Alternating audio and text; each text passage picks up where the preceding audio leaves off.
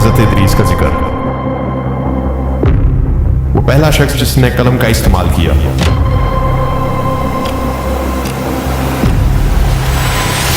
حضرت ادریس کا 72 زبانوں پر عبور رکھنا۔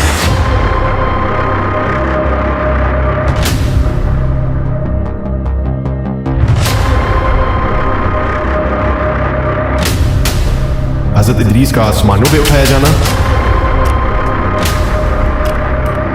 حضرت ادریس کی روح کا قبض ہونا۔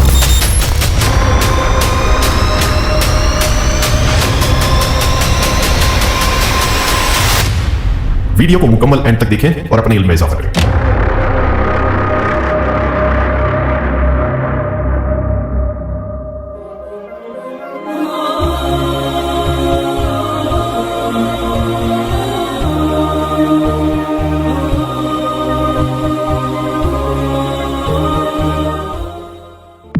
السلام علیکم ورحمۃ اللہ وبرکاتہ۔ آج کی اس نئی ویڈیو میں ہم آپ کو خوش آمدید کہتے ہیں۔ آج ہم اللہ کے جس پیغمبر کا ذکر کرنے والے ہیں ان کا نام حضرت ادریس علیہ السلام ہے۔ آپ کا نام قرآن مجید میں صرف 2 جگہ پر آیا ہے، سورہ مریم میں اور سورہ انبیاء میں۔ سورہ مریم کی آیت نمبر 56 سے لے کر 57 تک اور اسی طرح سورہ الانبیاء کی آیت نمبر 85 میں آپ کا تذکرہ ہے۔ سورہ مریم میں الفاظ یوں ہیں: اور یاد کر قرآن میں ادریس کو، بلا شبہ وہ تھے سچے نبی اور بلند کیا ہم نے ان کا مقام۔ اور سورہ انبیاء میں یوں ہے: اور اسماعیل اور ادریس اور ذوالکفل ان میں سے ہر ایک تھا صبر کرنے والا۔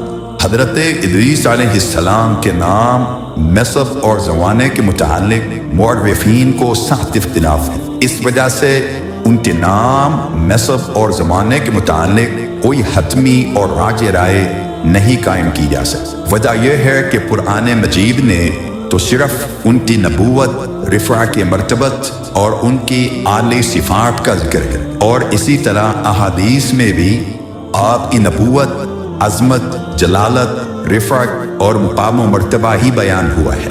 اب اس سے آگے جو بھی واقعات ملتے ہیں وہ اسرائیلی روایات ہیں اور ان میں بھی سخت اختلاف پایا جاتا ہے۔ ایک جماعت کہتی ہے کہ وہ نوح علیہ السلام کے جد امجد ہیں، ان کا نام اخنوخ ہے اور ادریس لقب ہے، یا عربی زبان میں ادریس اور عبرانی اور سریانی میں ان کا نام اخنوخ ہے۔ آج کی اس ویڈیو میں بھی ہم کوشش کریں گے کہ صحیح احادیث اور تاریخی روایات کو مد نظر رکھتے ہوئے حضرت ادریس علیہ السلام کی زندگی کا احاطہ کریں۔ صحیح ابن شبان میں روایت ہے کہ حضرت ادریس علیہ السلام وہ پہلے شخص ہیں کہ جنہوں نے قلم کو استعمال کیا۔ لوگوں کے ایک گروہ کا خیال یہ ہے کہ یہی وہ نبی ہیں کہ جن کا ذکر ایک حدیث میں ہے کہ رسول اللہ صلی اللہ علیہ وآلہ وسلم سے ریت پر لکھنے کے متعلق دریافت کیا گیا تو آپ صلی اللہ علیہ وآلہ وسلم نے فرمایا ایک نبی اسی طرح لکھا کرتا تھا، پس جس کا خط اس کے موافق ہوگا وہی ٹھیک ہوگا۔ بہت سے لوگوں کے خیال میں ان کا نام ہرمسن حرامسا ہے۔ یہ سریانی زبان کا لفظ ہے جس کا معنی ہے بہت زیادہ تجربہ کار۔ قرآن پاک میں اللہ تعالیٰ نے حضرت ادریس علیہ السلام کے بارے میں فرمایا ہے وَرَفَعْنَاهُ مَكَانًا عَلِيًّا، اور ہم نے انہیں بلند مقام پر اٹھایا۔ اس کی وضاحت صحیح بخاری اور صحیح مسلم کی اس حدیث سے ہوتی ہے جس میں یہ ذکر ہے کہ معراج کی رات چوتھے آسمان پر رسول اللہ صلی اللہ علیہ وآلہ وسلم کی ان سے ملاقات ہوئی تھی، اور اسی طرح حضرت ابن عباس رضی اللہ تعالی عنہ میں حضرت کعب رضی اللہ تعالی عنہ سے اللہ کے اس فرمان وَرَفَعْنَاهُ مَكَانًا عَلِيًّا کے متعلق دریافت کیا تو انہوں نے جواب دیا کہ اللہ نے ادریس کی طرف وحی کی تھی کہ تمام اولاد آدم کے اعمال کے برابر میں تمہارے اعمال آسمان کی طرف اٹھاتا ہوں۔ یہ سن کر ادریس علیہ السلام کی خواہش ہوئی کہ ان کے اعمال میں مزید اضافہ ہو، تو انہوں نے اپنے ایک دوست فرشتے سے کہا کہ آپ ملک الموت سے میری عمر کے متعلق دریافت کریں۔ चनाचे फरिश्ते ने इदरीस अलैहिस्सलाम को अपने परों पर बिठाया और आसमानों की तरफ लेकर उड़ा। जब चौथे आसमान पर पहुंचा तो मलकुल मौत से मुलाकात हुई। वो नीचे उतर रहा था। फरिश्ते ने मलकुल मौत से इदरीस के मुताल्लिक बात की तो उसने पूछा, इदरीस कहाँ है? जवाब दिया, मेरे परों पर। मलकुल मौत हैरत से कहने लगे कि मुझे चौथे आसमान पर इदरीस की रूह कब्ज करने का हुक्म हुआ था और मैं सोच रहा था कि इदरीस तो जमीन में है, मैं चौथे आसमान पर उसकी रूह कैसे कब्ज कर सकता हूँ। फिर उसने वहीं पर इदरीस अलैहिस्सलाम की रूह कब्ज कर ली। इसी के मुताल्लिक अल्लाह ताला का फरमान है, और हमने उन्हें बुलंद मुकाम पर उठाया। इसी तरह क़िससुल अंबिया में ये वाक़या दर्ज है कि हज़रत इदरीस अलैहिस्सलाम ने जब बुलूगत की दहलीज पर कदम रखा और अल्लाह ताला ने आपको नबूवत अनायत फरमाई तो आप में शरीर लोगों और गुमराहों को हज़रत आदम अलैहिस्सलाम और हज़रत शीस अलैहिस्सलाम की शरीयत की मुखालिफत करने से बाग रहने की तबलीग करने और उनकी इस्लाह अहवाल की कोशिश शुरू की, मगर सिवाय चंद अफराद के उनकी अक्सरियत नाफरमानी पर डटी रही। नाफरमानों का ये हाल देखकर आप अलैहिस्सलाम ने वहां से हिजरत कर जाने का इरादा कर लिया और अपने मानने वालों को भी हिजरत कर जाने की तलकीन फरमाई। मगर अफसोस कि हजरत इदरीस अलैहिस्सलाम पर ईमान लाने वालों पर वतन छोड़ना बेहद मुश्किल गुजरा और कहने लगे, यहाँ से चले तो जाएं, लेकिन रूए जमीन पर हमें बाबल जैसा खिता और इलाका कहाँ से मिलेगा? सुरियानी जुबान में दरिया को बाबल कहते हैं।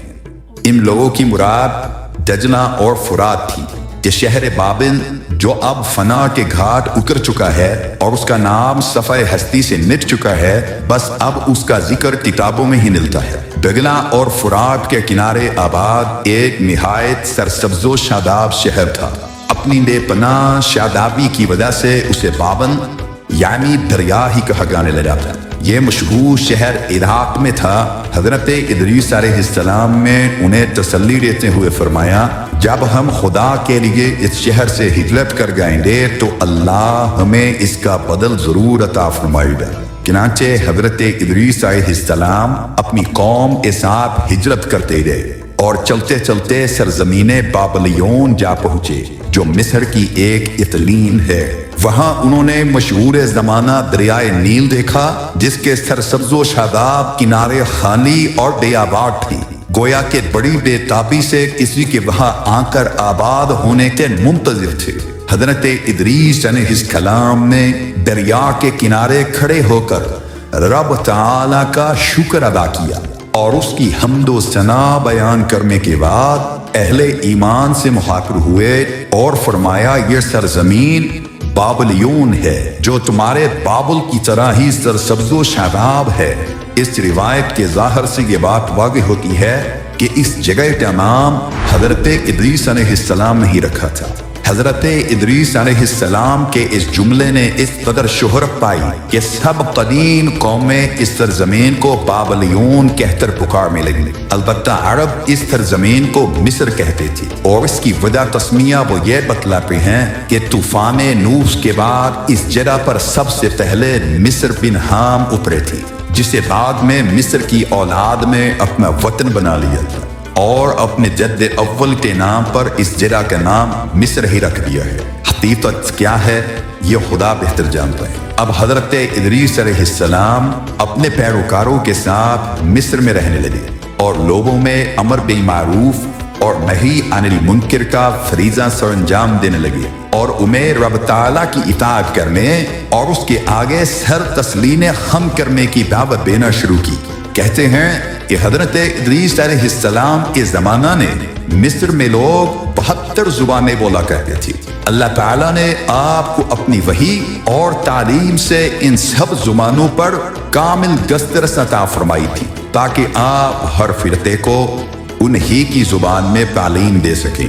आपने हर कौम को तमद्दुनी जिंदगी की तालीम दी, हर शहर से तालिब इल्म जमा किए और उन्हें शहरी सियासत से आरास्ता किया और उन्हें इसके उसूल कवायद सिखलाए।